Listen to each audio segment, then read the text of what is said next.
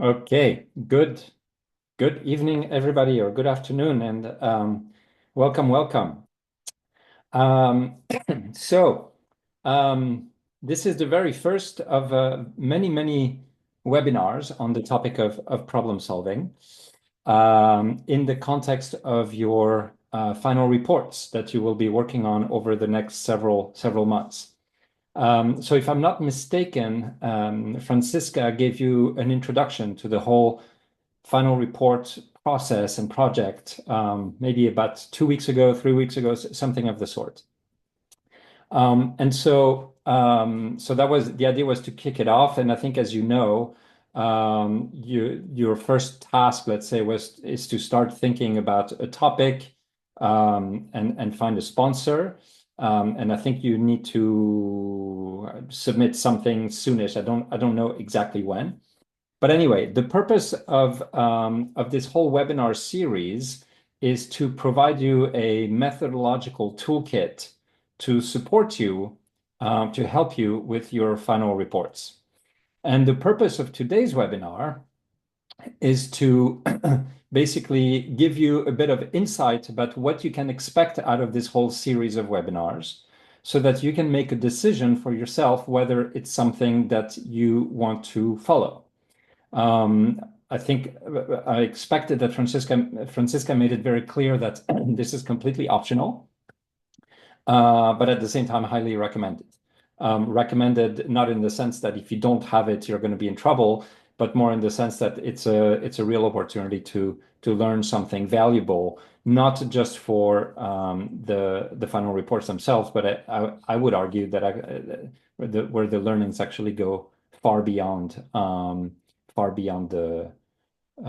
final report. So again, the purpose of today is to inform you about what this whole series is all about, how it works, and so on, so that you can make basically a decision about whether or not it's something that you would like to follow and try to apply.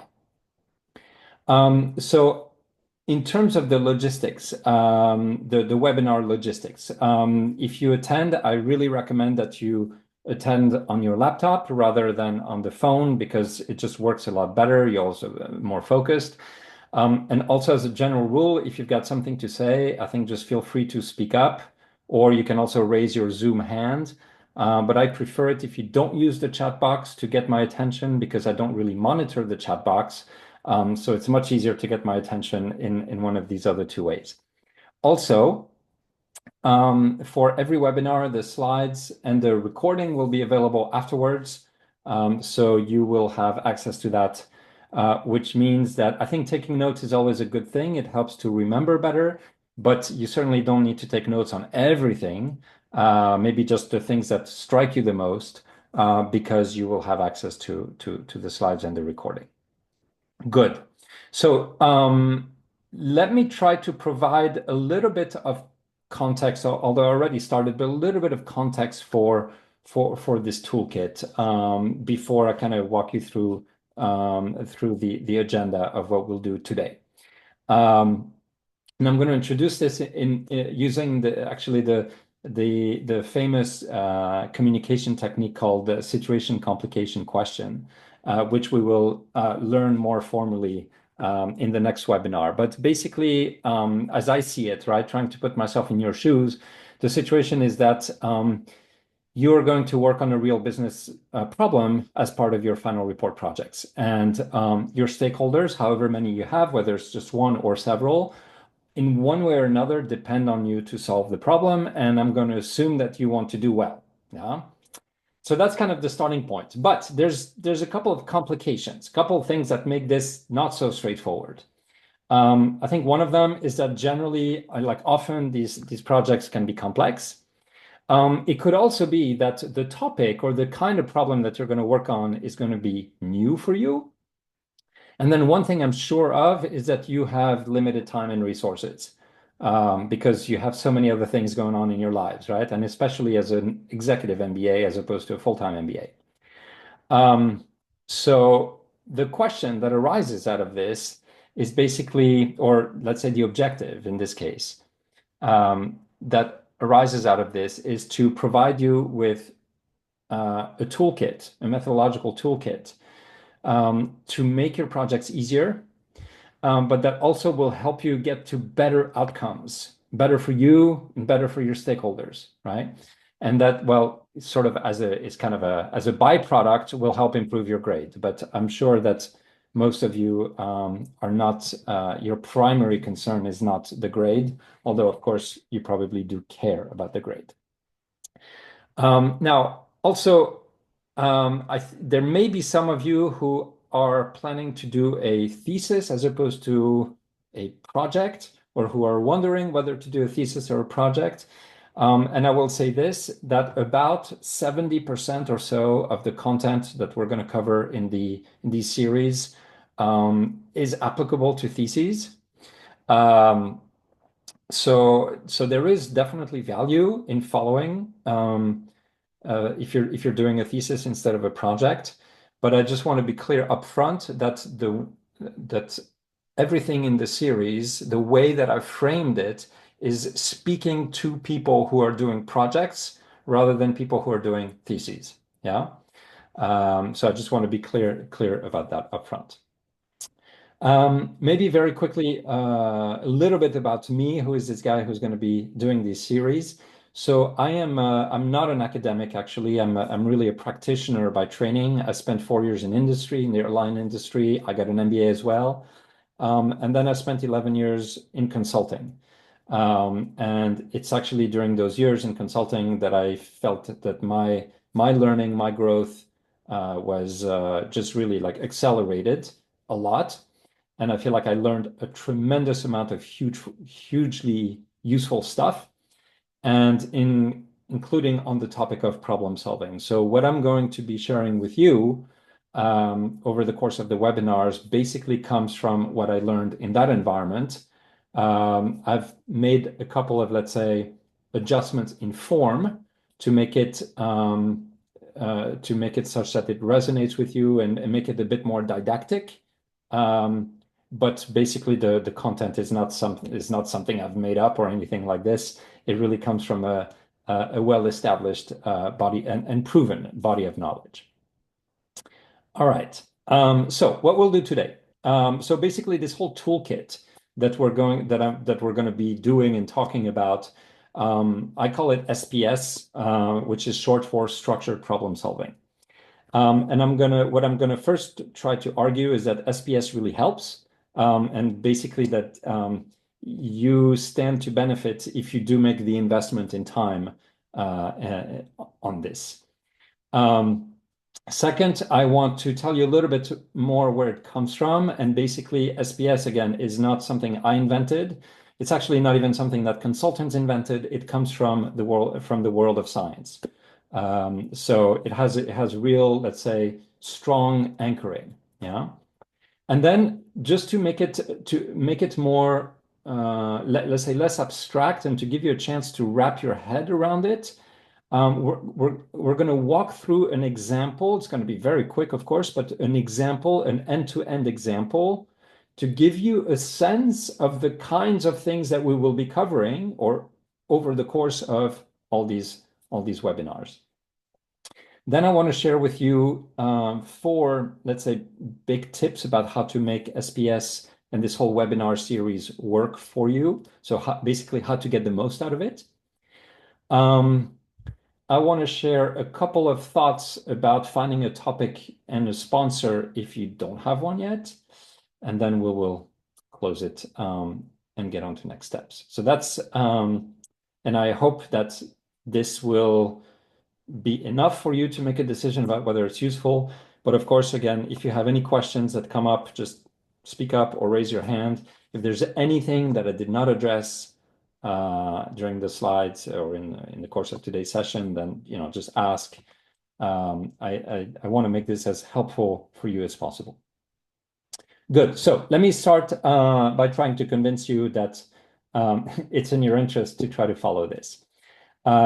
So basically, I think there's 4 big ways in which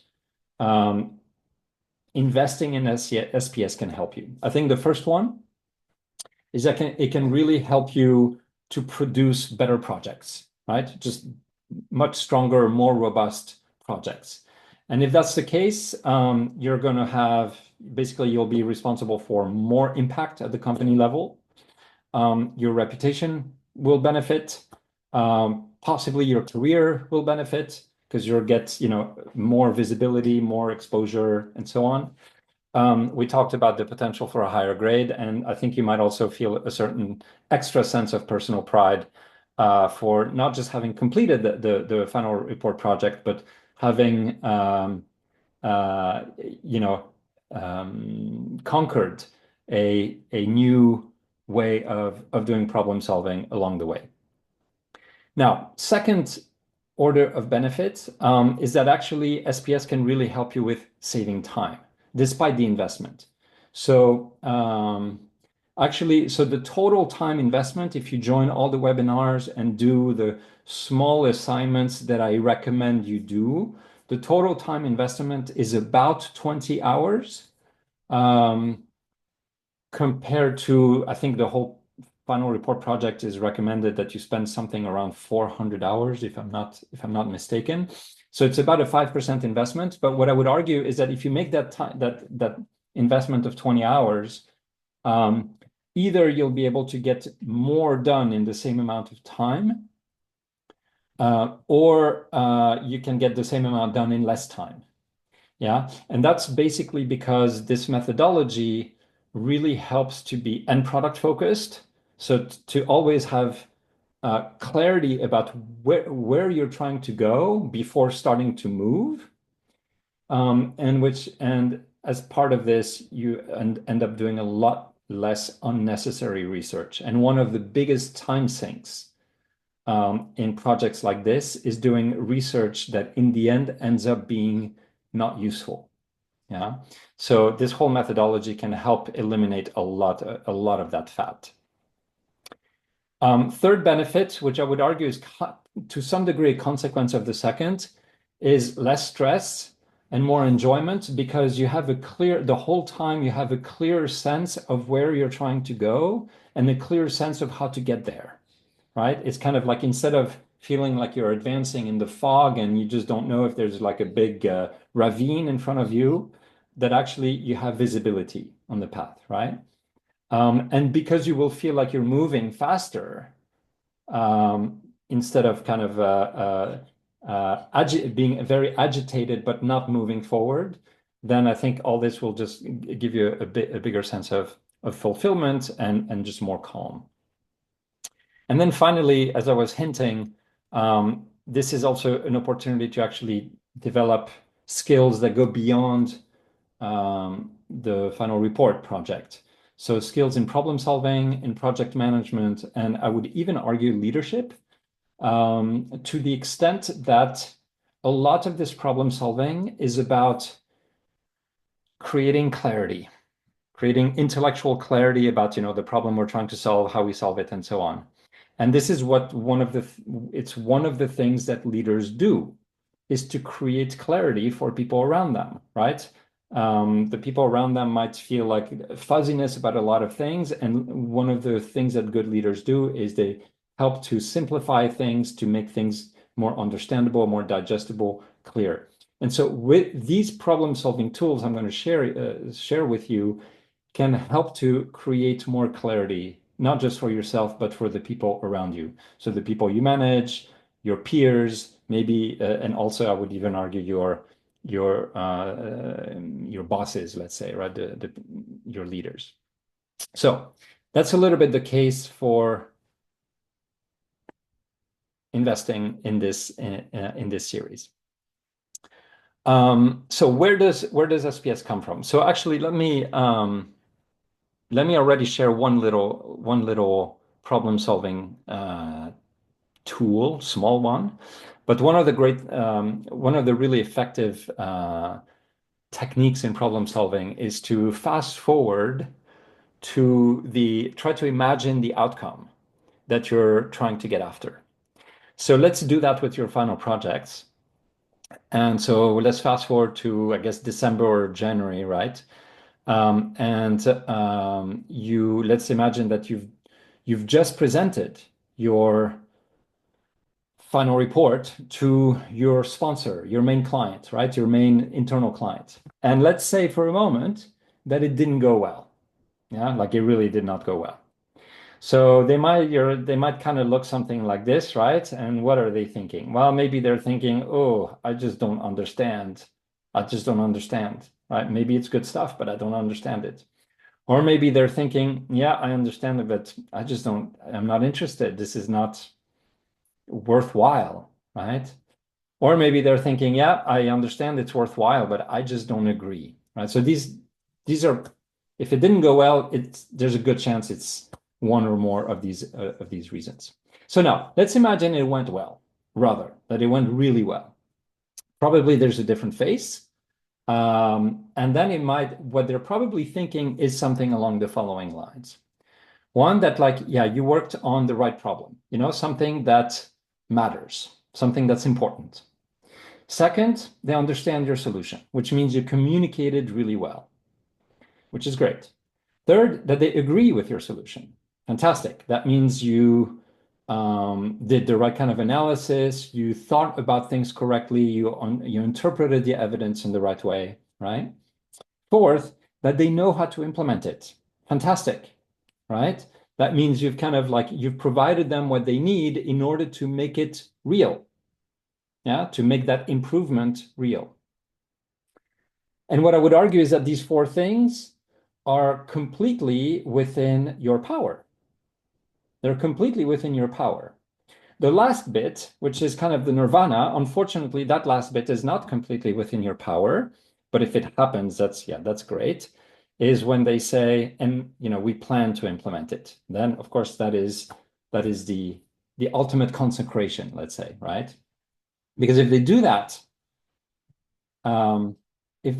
then there is a real chance of impact. Yeah. So that's what the whole SPS methodology is designed to basically produce these outcomes. It's always aiming for working on the right problem, always aiming for making sure that your solution is understood, that it's a good solution, and that it's and that the bridge from solution to implementation is clear. Yeah, so these are biases that are sort of injected into the methodology. Now, this methodology, pretty much all the top consultants use the same methodology.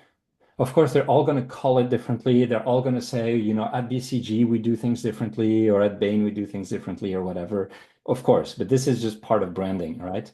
But fundamentally, they all use the same approach. And that approach basically has kind of like three integrated components. At the core is SPS itself. That's the intellectual backbone of the approach, yeah, which I'll talk about a bit more, but it's the intellectual backbone. The other two bits are much more, I guess I'll call them social. One bit is the stakeholder management, or you could call it the client management, yeah. Basically, the idea here is that unlike a physics problem, you see, when you're working on a physics problem, trying to solve, I don't know, trying to predict when the next comet will hit Earth or something like this, it's something that, I mean, it might help to work on it with other people, but the correct answer does not depend on other people. It just doesn't.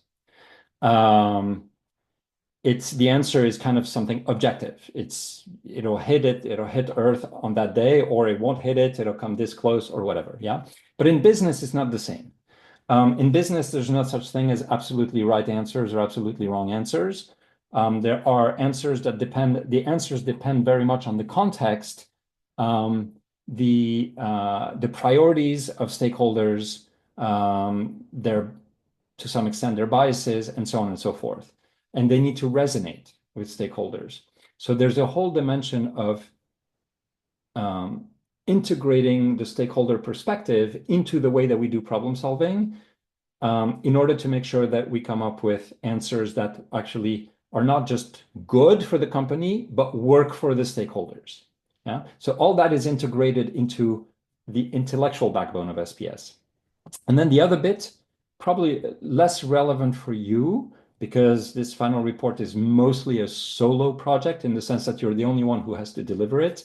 But there is this whole teamwork dimension um, that matters, especially when you're working in a team of 4, 5, or 7 or 8 people. Then it's kind of distributing the work and all this kind of stuff. But this will be much less of a focus over the course of the webinar series, since the final report is mostly a solo project.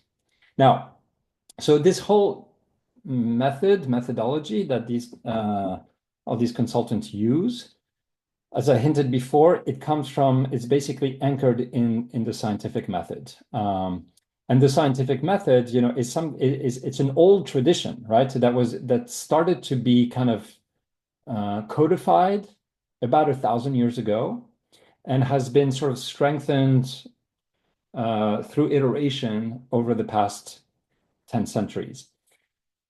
And let's say the objective of the scientific method is to produce insight, right? And the way that it works is through systematic analysis and interpretation of evidence, i.e. of data, and testing of hypotheses. And this scientific method has become the foundation for pretty much all disciplines that are insight-oriented in today's modern society. So scientific research, medicine, criminology, and so on and so forth, as well as business problem solving, or SPS. So that's kind of like the genetic code of this methodology I'm going to share with you, is from the scientific approach. Now, but there is a difference. There's a couple of important differences between the way that scientists work and the way that business problem solvers work. So scientists, typically, what's important to them is to understand the world. And this is to understand the world. And in order to do this, what they do is they study the past and they study the present, sometimes maybe to predict the future, but basically to get better understanding. And what is really valued in the scientific community is kind of like 100% accuracy and certainty, right? In the business context, it's a bit different. There's a couple of dials that need that are turned. So the number one objective of business problem solvers is actually prescriptive rather than descriptive. So in other words, is to figure out what to do in order to improve the performance of our company, right? But it's very much of an action-focused objective rather than simply an understanding-focused objective. And their goal, or let's say the way that they work, is not by studying the past, although they might do that, but fundamentally it's about shaping the future, right? And then there is also this bias towards 80%, like 80% is better than 100%, right? Kind of the Pareto principle, the idea that we work, or you've probably heard of 80-20, right? You've probably heard also that kind of like you don't want to let perfect, become the enemy of good or get in the way of good. In science, these kinds of thoughts don't really apply, but in the context of business, when we're talking about the future, a constantly evolving world over which we only have limited influence, and about which there is only so much that we can know because we are planning the future, these principles make a lot of sense. So when you take the scientific method and you make those adjustments to reflect the needs of businesses, then we end up with something like this. A 7-step methodology, which is what we're going to go through over the course of the following 9 webinars. But if I were to kind of share the story of this methodology right now, kind of on a very high level, it would go like this.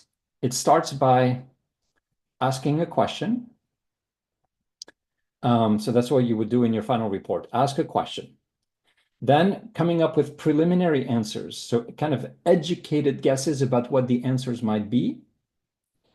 Then going through a process of testing or validating or invalidating those answers. And on the basis of the insights that come out of this process, refining the answers and ultimately producing recommendations. That's the very high level view of what happens. So that's the method. What I thought I could do is I should share with you a quick example just so that it's a bit less abstract. It's also an example I'll be referring to over the course of the webinars because it's nice to have kind of a consistent example to refer to.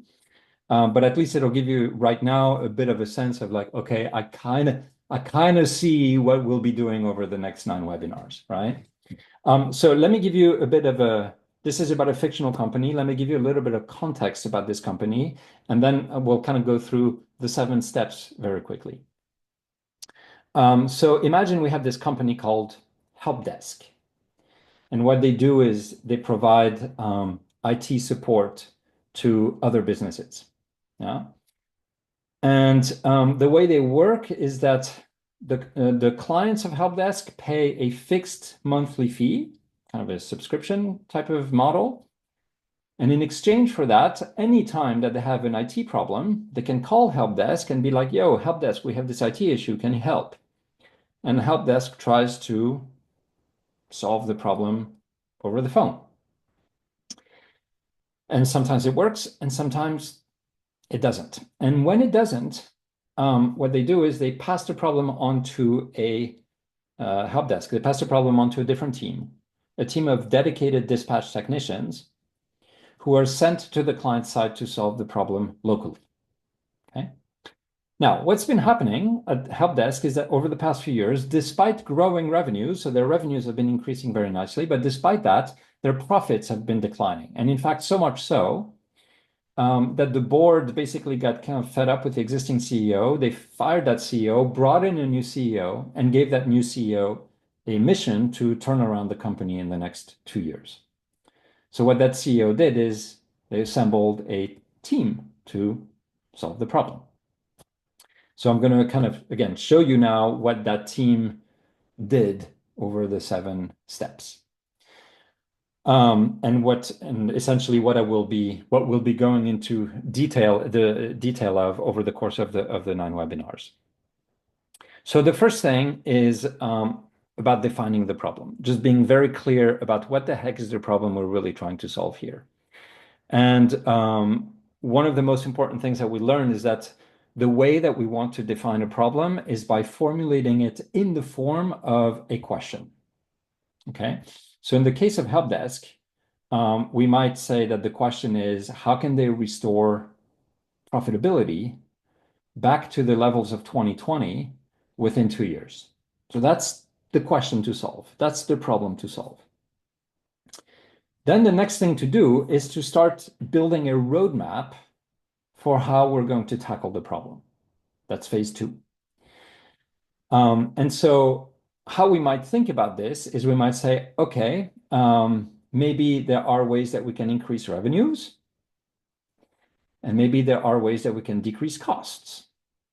And if we manage to find good ways to do both of them, that will help to increase profits. Now, this is a very high level roadmap, so we could try to be a bit more granular. So we're going to take it to the next level. In terms of increasing revenues, we might say, okay, are there ways that we can increase the number of clients, so get more clients? And are there ways that we can increase the value of client contracts, right? So get more money per client.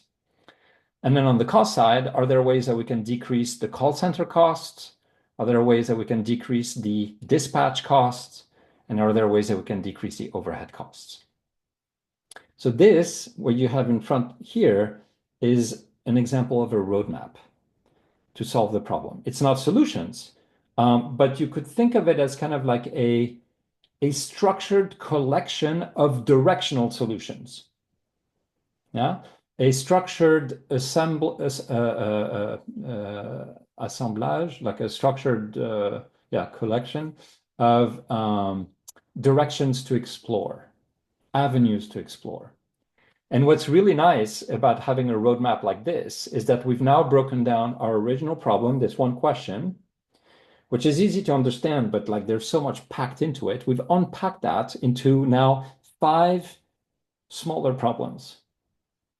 And when we've done this in a good way, then solving any one of those 5 smaller problems will give us a partial solution to the bigger problem. So I now have 5 smaller problems. And if I come up with good solutions for each of them, then I can sort of put together all my solutions and I have an overall solution that solves my bigger problem. So that's the idea. In phase 2, what we do is we build a roadmap, also known as structuring the problem. Now, remember 80-20. We want to be pragmatic. In business, it's really valuable to be pragmatic. Remember, we have limited time and resources, right? So what we're going to do is we're going to focus on the things that really matter, and we're going to let go of the things that don't matter. So what we actually do in phase 3, after we've built this sort of comprehensive roadmap, the next thing that we do is we actually start removing the bits that we think it's not worth working on. We're going to go through a process of prioritizing and then hypothesizing. So first we prioritize. And so what we might do in this case is we basically might come to the conclusion that like, it's not really worth spending time trying to see if we can improve revenues further, because basically the company is already good at increasing revenues. They've been increasing revenues every year already, for the last several years. So why should we spend more time on this? Like we're probably not going to get anything really big out of it that the company would not get on their own, right? So we deprioritize on the basis of low expected impact. For the areas where we have high potential or high expected impact, what we now do is we come up with educated guesses. Educated guesses, not random guesses, but educated guesses, also known as hypotheses. And so for each of these 3 questions left, or 3 smaller problems left, we basically come up with hypotheses. And I'll show you the whole process of how to come up with hypotheses. But the benefit of coming up with hypotheses is that actually it narrows the problem even more, even though we have more objects now, right? We have 5 objects here instead of 3 questions. But actually the scope of these 5 objects is narrower than the scope of the 3 questions. So we've narrowed the project even more, and we're that much closer to a solution. And by design, these hypotheses have a chance of being true, like a reasonably good chance of being true. So what we want to do is we want to be like, okay, does this solve our problem? Like, are these the right hypotheses? And what we spend the bulk of the remaining of the project is testing those. And this comes in 2 steps. The first is, so the way we're going to test this is in the form of analysis, research and analysis. And this is very time consuming to do the research and the analysis. It's very time consuming. And because we don't want to waste time, what we're going to do is before we start to do the research and the analysis, we're going to design our analyses. We're going to think about what are the analyses that we really want to do, the analyses that are really going to be valuable. That's phase 4. So for each hypothesis, we're going to think about what are the analyses I need to do that will help me to prove or disprove this hypothesis. And what are the data sources I need for this hypothesis? And what would be a good deadline to impose on myself to do these analyses? And who in the team should do them? Well, in the team of 1, it's pretty clear who should do them. And then we do this for every hypothesis. And now what we have is we have a very detailed work plan, very detailed. So we're ready to go into true execution mode. So I'm going to go to the next slide. Basically, what's going to happen is stuff is going to move to the left. There we go. Oh, wait, sorry. May I ask a question? Yeah, sure. So it's when you say the word hypothesis, for me, it's something like, let's check if this or that will solve the problem. And here I see it's at least phrased like an action already, shorten duration of calls or reduce volumes. It does not sound like a hypothesis to me. What is the right hypothesis here? No, but it is a hypothesis. So if I were to state the hypothesis in its full form, it would be something like shortening the duration of calls, will help to decrease costs significantly. Yes, and there are two solutions, right? It might be that it will help, but might be that it's not easy to do as That's right. well. So, okay, so Yeah. we can make it even longer. So the even longer version of the hypothesis is we should shorten the duration or aim to shorten the duration of calls because it will reduce costs significantly and it is feasible to do. That's Okay. Okay. that's the Yeah. full Yeah. hypothesis.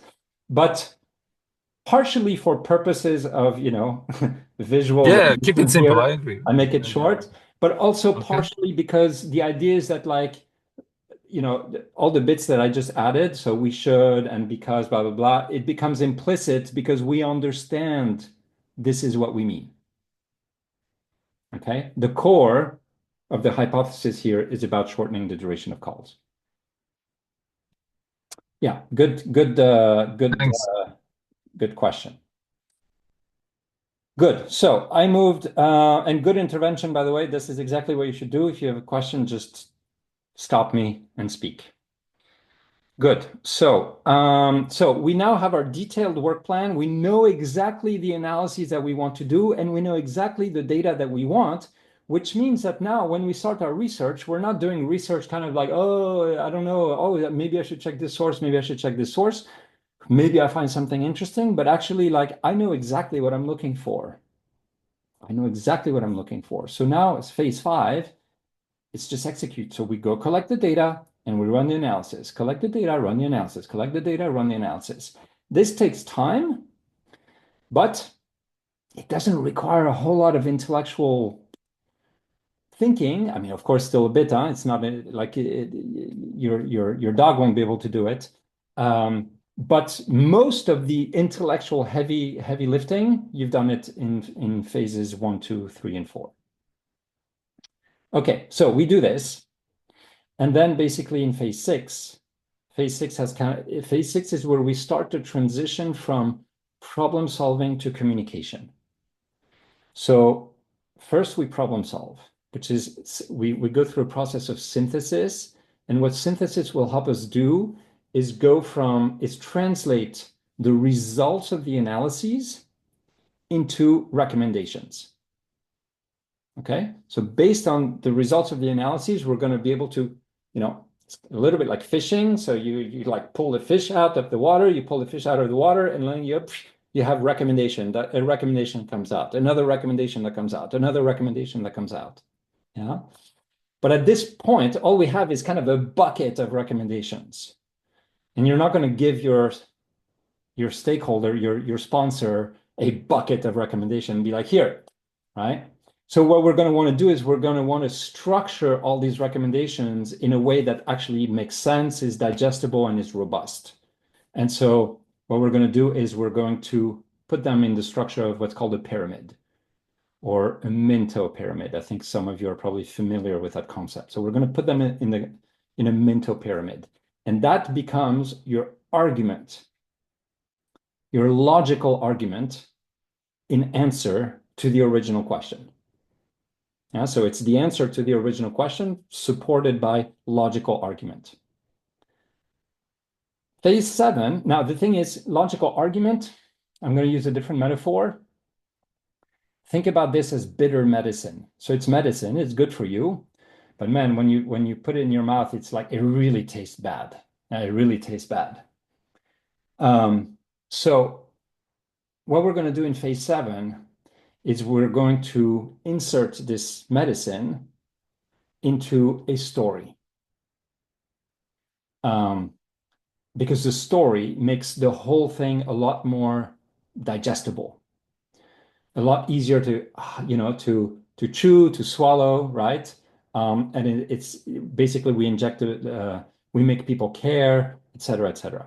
So we inject it into a story, and that basically becomes the story of your final presentation. Yeah. And I will share with you when we get to that point a very nice storyline framework. I don't like to call it that, but I guess you could call it a framework that pretty much works for any kind of presentation that you want to do. So it's super versatile. It's kind of like a key that opens every door. And that basically people will understand very quickly. Yeah. So it makes understanding easier. So these are the 7 steps. I mean, again, that was very, very quick, right? A very quick overview of the 7 steps, but these are the 7 steps. And there are, in problem solving, just like in any other endeavor, complex endeavor, there's a lot of good practices, and of course, by extension, some bad practices, right? But there's kind of like 5 big principles I want to share with you, and that basically I think that following this methodology will help you to be more faithful to these principles, because the methodology helps you in that way.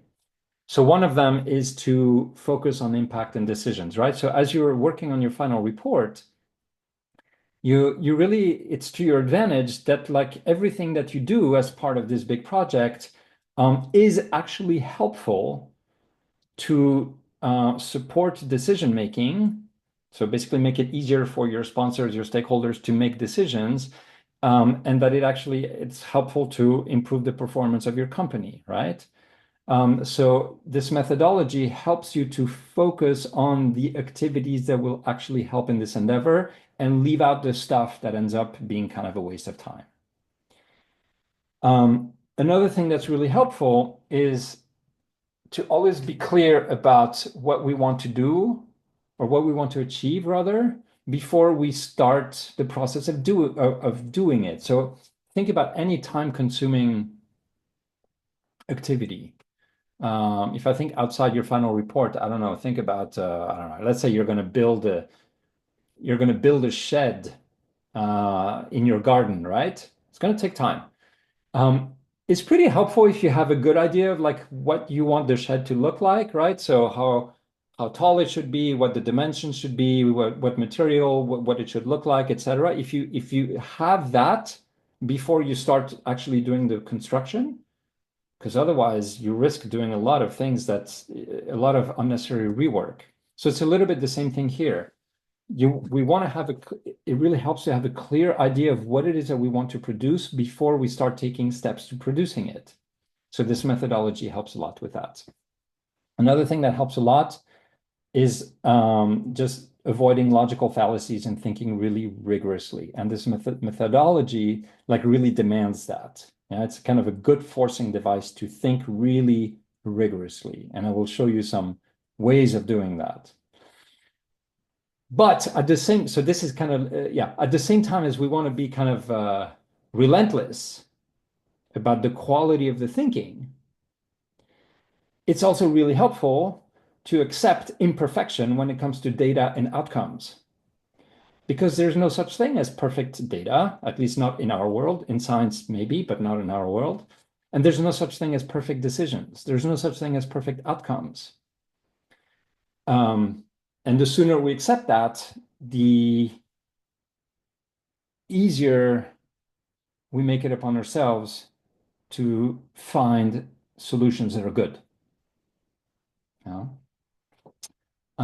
So this methodology also helps us, is a good forcing device to help ensure that like we don't succumb to our perfectionist tendencies. And finally, simplicity is beautiful. It really is beautiful, especially in business, because business is very complex. There's so many different, moving parts, moving data.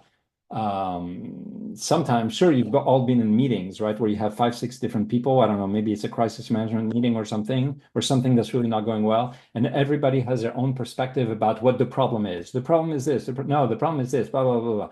It's on some level everybody's partially right, but at the same time, nobody's really putting their finger on the essence. And so part of kind of getting at the essence is figuring out how to make things simple. Not simplistic, but simple. Um, because it makes it easier to understand. And this is so essential for stakeholders to agree with something. First, they need to understand. And they're much more likely to accept a recommendation if they understand it and if they find it simple rather than complicated. So anyway, simplicity. So the methodology, again, encourages a lot of simplicity. Good. All right. So 4 tips, 4 things that are kind of good to know. So this methodology, it kind of looks like a linear process. In fact, I mean, that is a linear process. But I think one thing, and it is really good to apply it step by step because every step builds on the previous one. So it really is based on the previous one. However, it's also true that iterating is a very good thing or can be very helpful. So sometimes you get some kind of insight in, I don't know, step 4 that makes you realize, oh, I want to go back to step 2, make a change, which means that you might also need to make a change to step 3 and so on. So we always want to be ready to iterate. Yeah, so we want to apply things step by step. We don't want to skip steps, but we want to be ready to iterate. So that's one.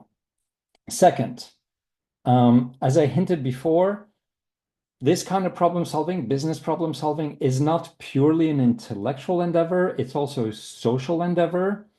And so the message here is you really, let's say you will, like, I really recommend that you work very closely with your sponsor on this, right? That don't think of your sponsor as somebody whom you update once every 6 weeks for an hour, but rather make your sponsor a part of the problem solving process, like really get them involved.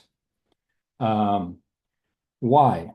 First of all, because they're probably going to be the one who has to approve or disapprove of the recommendations that you make. Therefore, they have to understand them. And they're more likely to approve, let's say, if they understand, but also if they agree. And they're more likely to agree if they appreciate the robustness of it. And that is more likely to happen if they feel like they've contributed to it, right?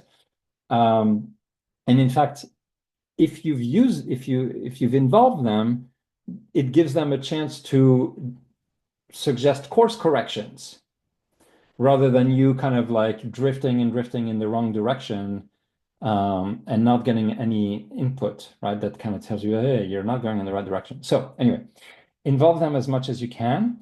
And my suggestion is basically be very proactive in the way that you do this. So bring content to them, a draft, an idea of something, right? Something that like an 80% version of something you've come up with, get their feedback, adjust if necessary, repeat, right? And ultimately get their sign off. And on the basis of this, agree next steps. And then repeat again and again and again and again. That's how you involve them. So it's really different roles, right? Your role here is you're driving the process, you're driving the momentum, you're driving the thinking, right? So you're the ones who comes up with the initial ideas, you ask the right questions, et cetera, right? And of course, you do the analysis. And what they provide is the input, the feedback, and they reorient as necessary. So they respond to what you come up with. That's the way to use them. They often know a lot, but in order to use what they know, we need to ask the right questions. Yeah, we can't just ask them to dump everything they know on our plate because that's obviously that doesn't work. So that's second tip. You like really proactively involve your sponsor and key stakeholders in every phase. Now, third, this whole webinar series, let's say, so there's a bunch of 9 webinars, not including today.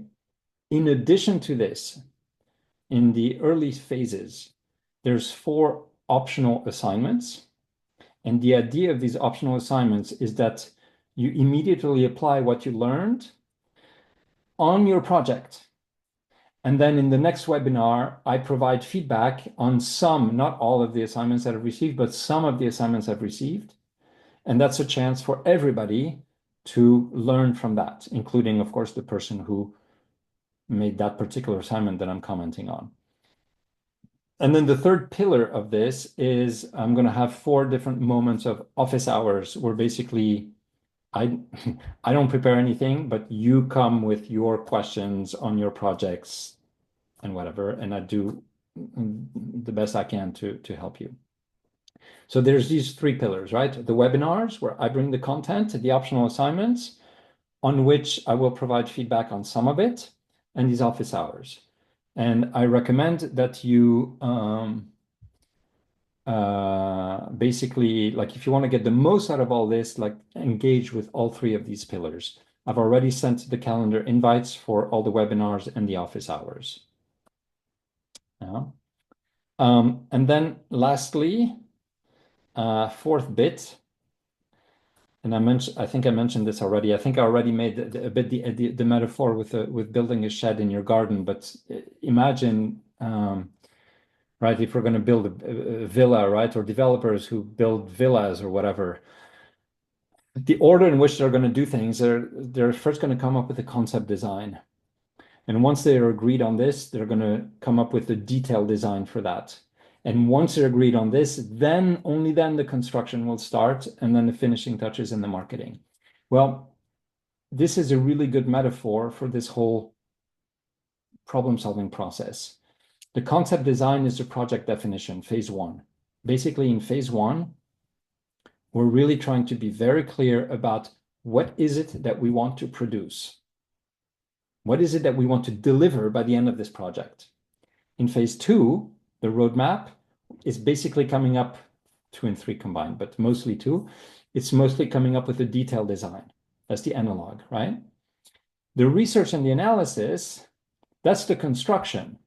But we really don't want to get into this until we're very clear about the precise thing that we want to produce and the way in which we want to produce it.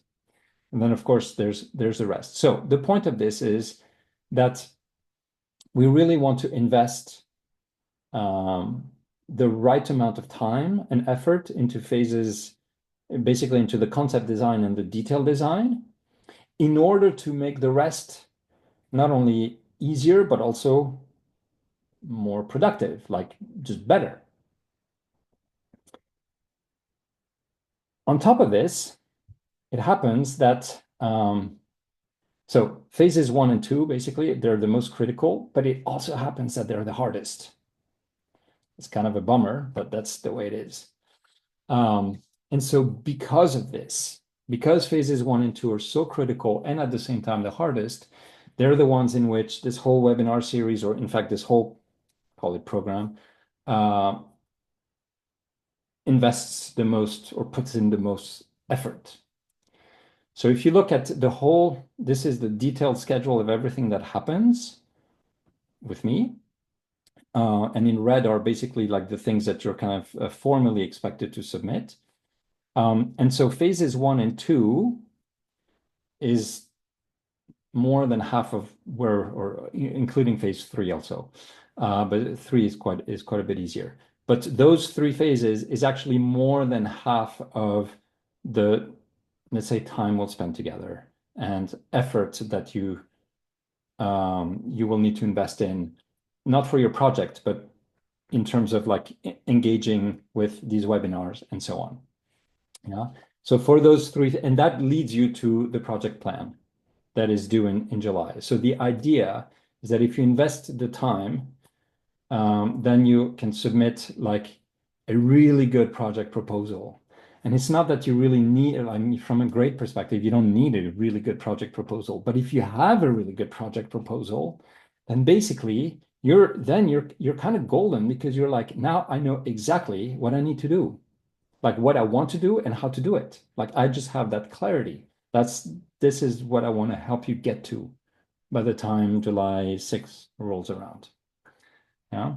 So for those 3 phases, those phases will be cut in slices into smaller chunks. This is where all the optional assignments take place. We're going to have 2 office hours as part of this. So this is where the program is, let's say, really rich and dense. Yeah. And so the optional assignments, like I said, there's 4. the idea is that like you immediately apply what you learned after webinar 1, after webinar 2, after webinar 3, and webinar 4, and then you get, or some people get feedback on their submission in the next, during the following webinar. Yeah, that's the idea. The idea is that the feedback ends up being illustrative for everybody to learn from. Yeah. So I'm going to select 4 or 5 representative examples. Of course, if I only receive 3 submissions, I'll take all of them and I will provide feedback on all of them. If I receive 10 submissions, I won't be able to provide feedback on all of them. So I'll only provide feedback on 4 or 5 that I find representative. Yeah. So there's always a risk that you submit something and that you don't get feedback. But just so that you know. But again, the idea here is not that people get individual feedback, but more that all attendees learn from the individual feedback that is given. Yeah. And if you do these 4 assignments, basically that'll cover 80 to 90% of your project proposal. Yeah. So it's actually, that's like time that you get right back, if you will. Just some things that are helpful to know. So one, yeah, as I already mentioned, there's always a chance that I don't select your submission, which means you won't receive feedback. And I'm sorry for that, but I just want you to be aware upfront. I only provide feedback during the webinars on the assignments that I selected for viewing and during office hours. So you can always come during office hours and get feedback on an assignment that you submitted. But please know, I don't provide email feedback, so feedback over email. I don't do offline coaching. My role in this is strictly limited to basically the webinars and the office hours. I just want to be very upfront about this. Right. So I have a small, yeah, that's what I want. I have a small poll for you, small question. Let's see. I'm just kind of curious to know where people stand right now in terms of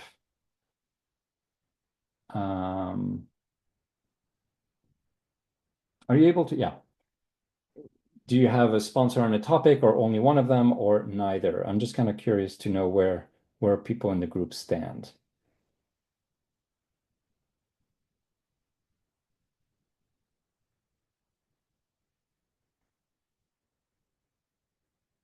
Okay. So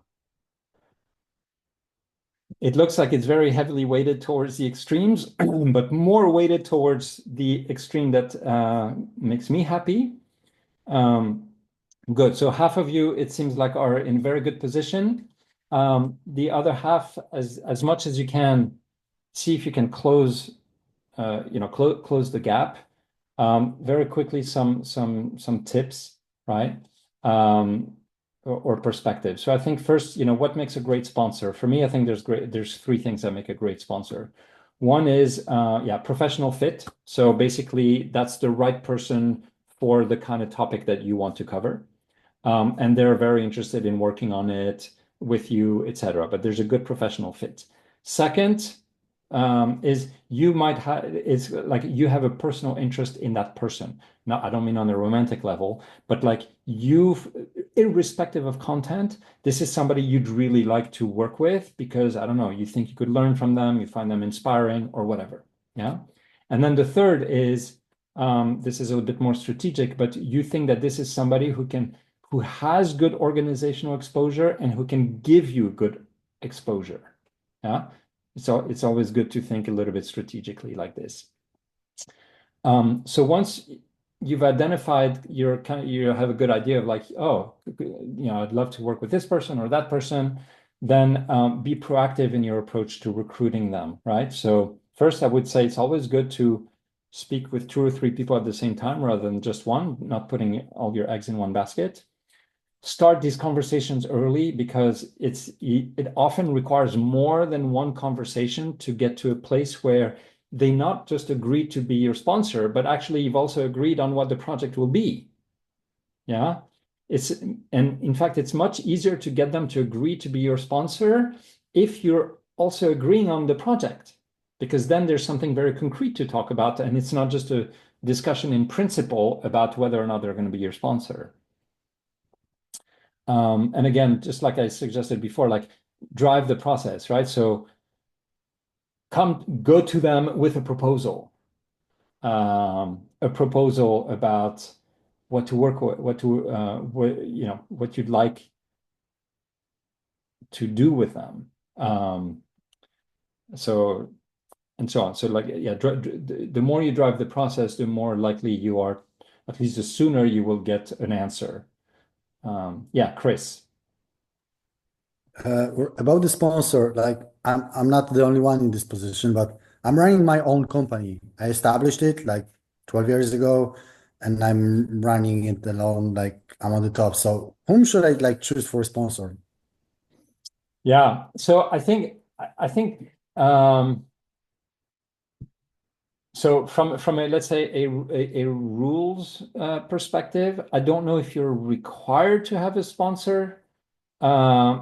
If you're in your situation, I don't. Like officially, you're not required. It's Okay, like okay. But I I know think that we are not like we don't have to, but okay, it's promoted to have a sponsor, yeah. right? And I think it's good to have a sponsor in the sense that like first it acts a little bit as a forcing device, right?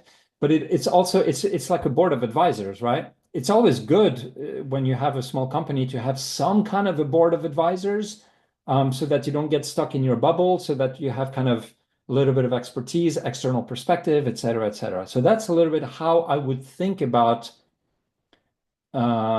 using a sponsor. So who could it be? I mean, it could be if you have a board of advisors, it could actually be somebody who's on your board of advisors. But otherwise, it could be, I don't know, somebody that you consider to be a genuine, let's say, expert or let's say credible person on the topic that you'll be working on, and who you think not only could be really helpful in that sense, but that you also think you could learn a lot from. So, like in a sense, over and above the content of the project, right? Somebody that it might be just good to rub shoulders with, in a sense, to spend time with.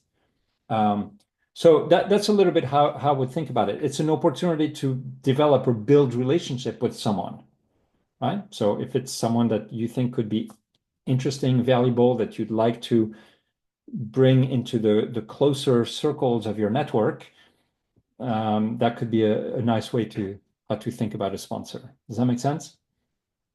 I mean, like if I would look at my organization, I don't think so. But if we look at the point three organization exposure, I mean, I know two, three persons from other organizations that I might ask them to become my sponsor, but they like they're not well networked within my organization like itself. But No, I think that their point of view, they have like I much think more vast experience in the area that I want to write the report of. So maybe I can think about those kind of persons. I think in your context, you probably don't need more organizational exposure in your own company. But in your context, you can think about it more from a sort of like an ecosystem perspective, right? So somebody who can give you more exposure in your ecosystem. That might be some Okay. helpful way to Yep. think about Okay. Thank you. Thank you. it. Okay. Good. Right. And then here, I will let you read this, but I think if you think about the total, everything that you would want to cover over different discussions with your sponsor, I've tried to put some kind of a structured list about everything that you would want to cover. Probably you don't cover everything in one conversation because that's a lot of topics, but you want to make sure that by the time you're done with all your conversations and you've kind of reached an agreement that you've covered all these topics, right? But in short, it's kind of like you probably need to tell them what the heck is a final report and why you're doing it and why it's good for you. You probably need to tell them a little bit about what would be expected of them and what's in it for them. If they don't know you, I'll probably introduce yourself a bit. Then find, there's something about the topic itself that you obviously want to agree on. And then, of course, there's an element of how you'll work together, right? frequency, what you expect from them, those kinds of things. But anyway, this is hopefully a helpful list of things to talk to structure your conversations. Right, so that's pretty much it.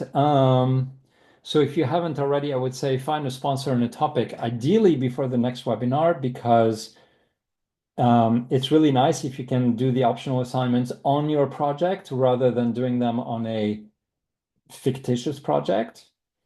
And that next webinar will basically, the first real content webinar will be on the 16th of April. So I guess that's 2 weeks from now, 2 weeks and a couple days from now. Yes, Bikram.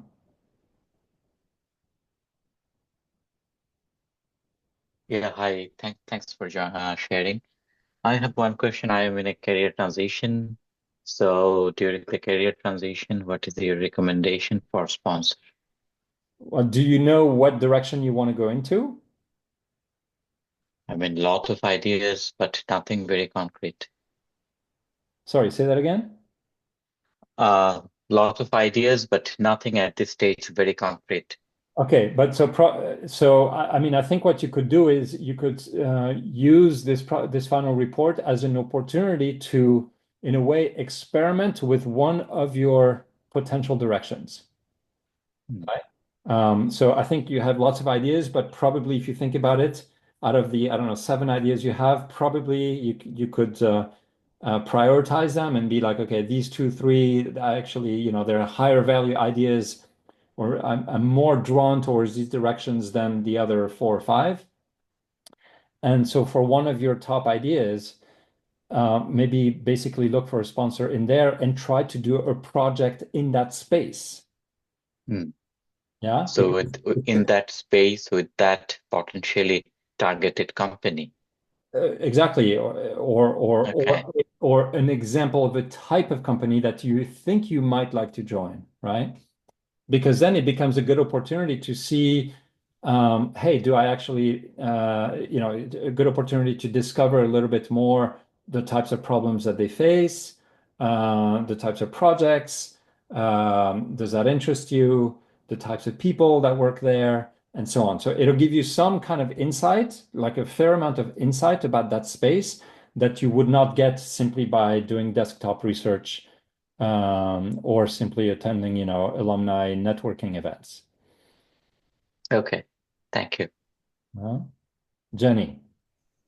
Just connected to that question, how do you go about that? Because a lot of, if you want to work with an external company because you want to pivot, how would you, because I know, you know, obviously a lot of companies, they have NDAs, they confidentiality. How do you handle the data collection element of it? Because when you're in your own company, of course you have access to data or you can speak to teams, but with external companies, how do you manage that? How do you have that conversation?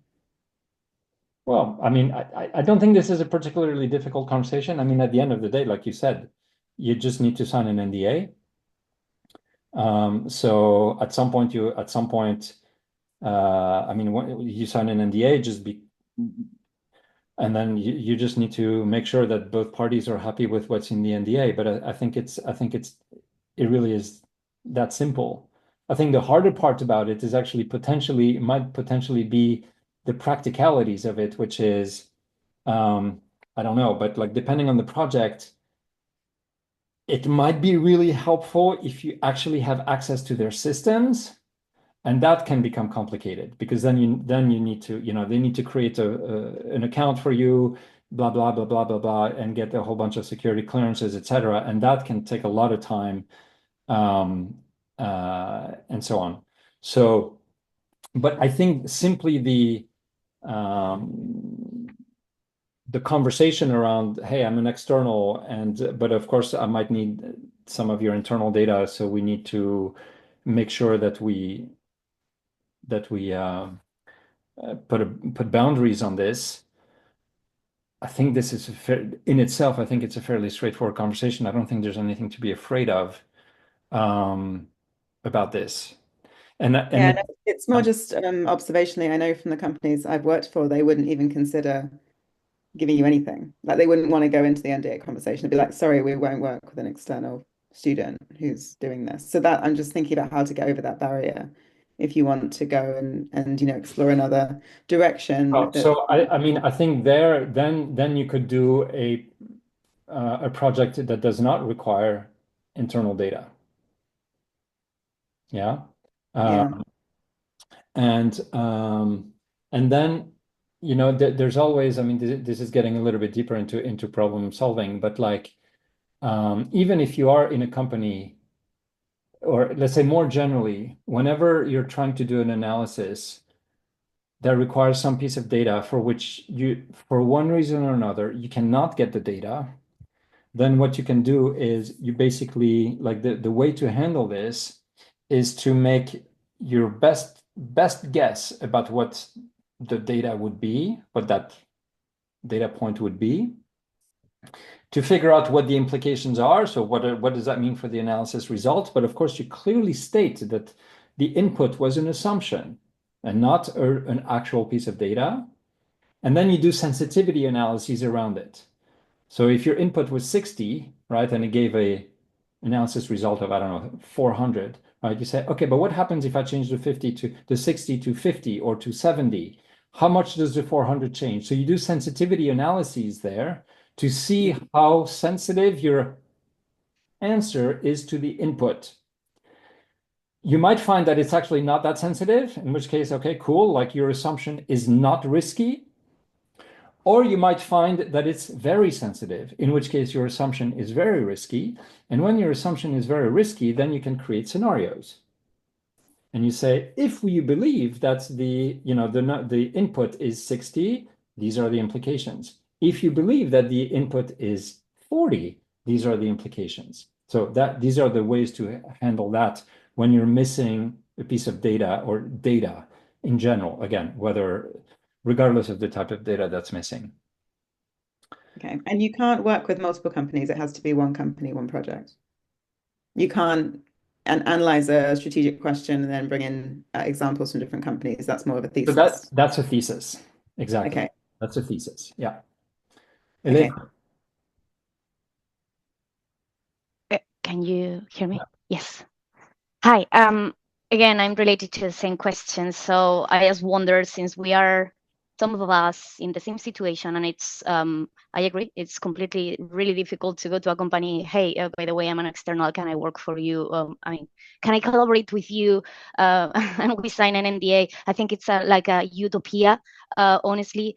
So the choices are either we find a company or we do theoretical project, which I don't want to. So thing is, since we are more than 3 people in this situation, I don't know if we could adapt somehow this program so that we can, I don't know, somehow that everyone can do a proper final project. Okay, I don't know, just wondering because. Okay, so hold on. First, let me just clarify very clearly my role. I am not ESMT, and I do not represent ESMT, and I have no decision-making power at ESMT. If you want to make or suggest changes or amendments or whatever in the way that this whole final report program or whatever is run, or how it should be administered to you, then you should speak with Francisca. Okay, I'm not ESMT. All I am is somebody who brings a methodological toolkit. Now, I know for these 2 options. Okay. Right, exactly. I know ESMT. I might have some tips about how to handle Francisca or Rebecca and stuff like this, but like I just to be clear on what my limitations are. Okay, good. Now, still, in response to what you're saying, I would not call it a utopia, the idea of working for an external a company. Like I think if you frame it as a utopia, then which is basically something unreachable, then indeed you decrease the chances that you can actually reach that thing. Actually, I think it's eminently possible. Eminently possible. First of all, at every company, every single company, there's a whole bunch of projects that are on the to-do list that are just not being done because there's not enough resources. That's one. Yeah. Second, there's a lot of companies who are constantly looking for, or let's say, who constantly would like to know what, or would like to have better access to talent for now or for the future. So, i.e., people to recruit, but they don't necessarily have structured recruiting processes because of one reason or another. They're a small company, or they're just kind of, it's internal chaos or whatever. But the people in the business, they're constantly thinking, we need more talent, we need more talent, we need more talent. So doing a final report project or sponsoring a final report project with folks like you is an opportunity for them to get something done that is on their to-do list, but that they never get to, and to potentially evaluate a talent and create an entry point for this talent. Yeah. So there's a lot of very good reasons for companies out there to work with you on this. But so there really are. It does require a little bit of work and persistence on your side. It does require kind of like approaching them in the right way, and certainly not talking about all these data confidentiality and stuff up front. This is something you talk about after, not at the beginning. But I think that, I really think that there's a lot of opportunities out there if you're willing to put in the time and effort to try and manufacture them.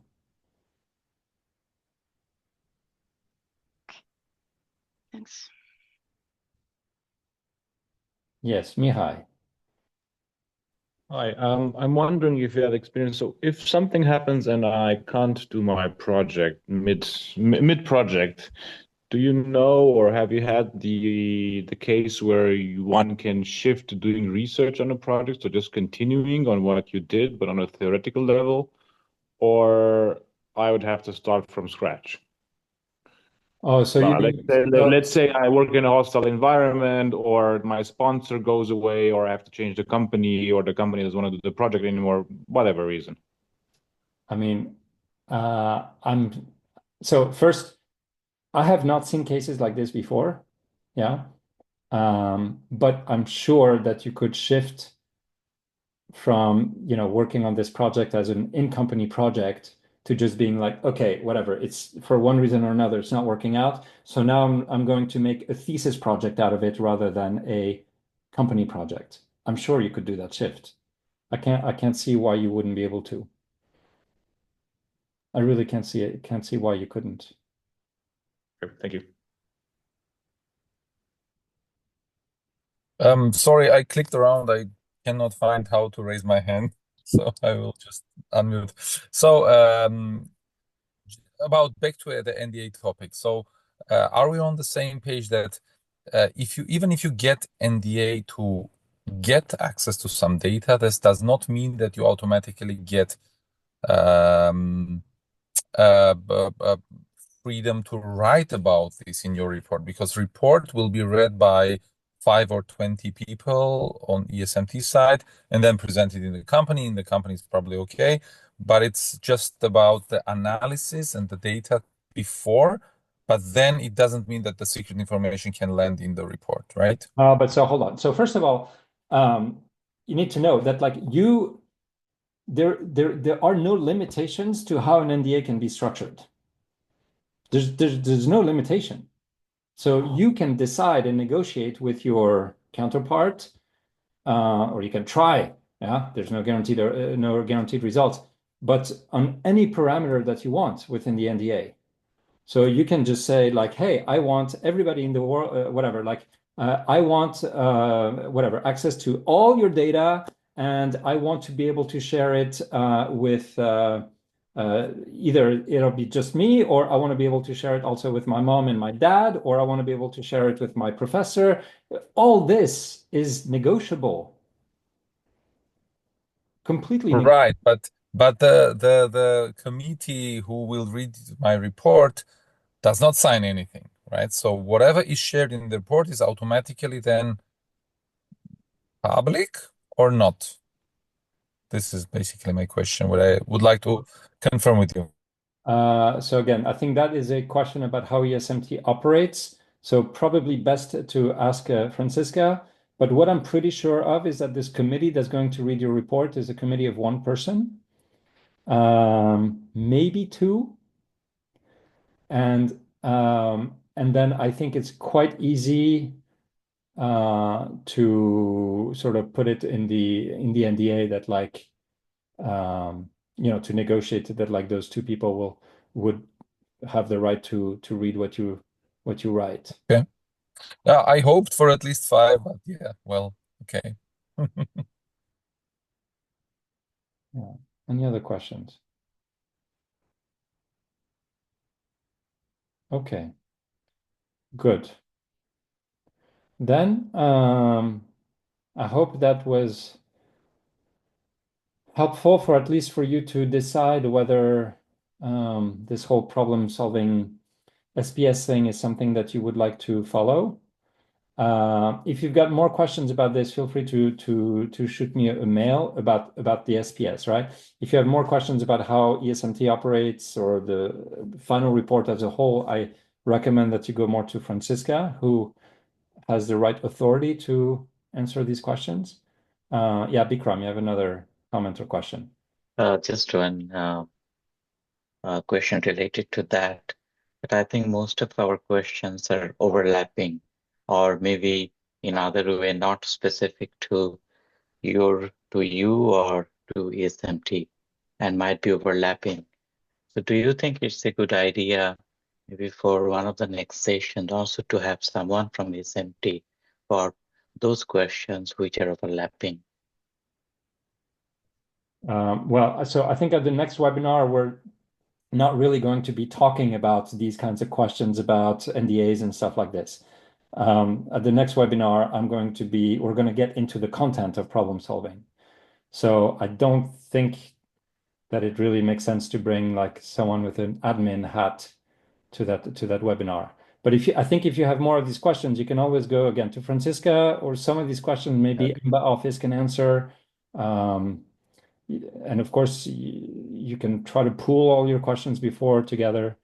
Okay. Yeah. Okay. Good. Then, thank you for coming. Good luck in your reflections.